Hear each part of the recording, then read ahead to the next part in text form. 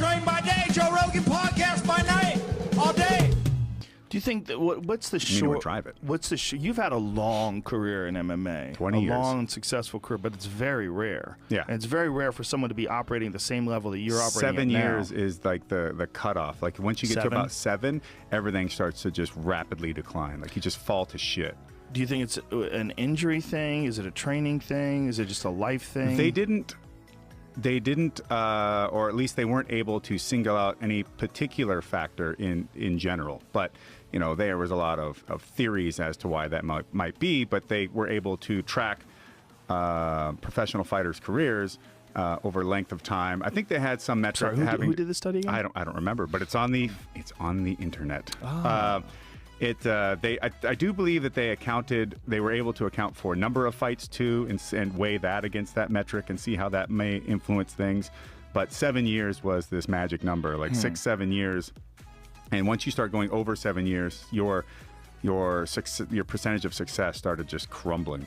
Like it was dramatic about how a guy would be like 13-3 and he'd get to 7 years, and all of a sudden it's like 13-6, 13-7, 13. He just starts losing just about everything.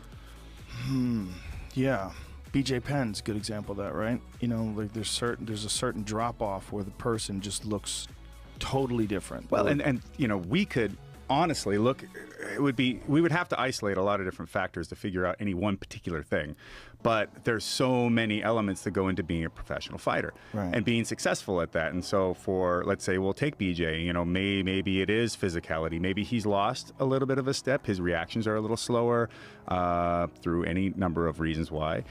Maybe his strength has diminished maybe slightly, or his flexibility. Maybe certain physical elements, regardless of injury or not, have diminished enough that at where they used to be it was an edge, where it is now it is evened out or is below what is necessary for him and how he fights to be successful.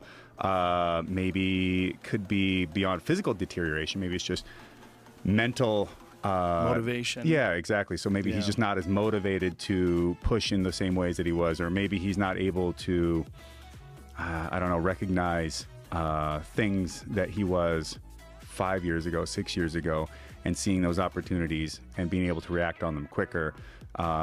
There's a number of things, and especially when it comes to mental, now you're getting into such a subjective area that go pull that apart. I mean, yeah, that's a really good point. The mental aspect is a really good point, because who knows? You know, only the person that's competing knows. I mean, you really never have any idea what's going on inside a person's head. I mean, for me, I decided to take a break after my Arlovsky fight, and that was somewhat physically based, but most of it was mental. I just didn't. I had no interest to go into any kind of training camp, to put myself through all that again, to fight again. You know, it's just, for one, when you start off fighting and what those goals are, to as you get further in and further in and further in, and, you know, getting it 20 years of being a professional fighter and being a top 10 heavyweight and arguably and top 5 most of the time for 16 of them, something like that. It's a lot of high-level competition. Yeah, and it's just... And youngest ever UFC heavyweight champion. That's right. I was until that son of a bitch John Jones came and beat me out by a few months. That talented bastard.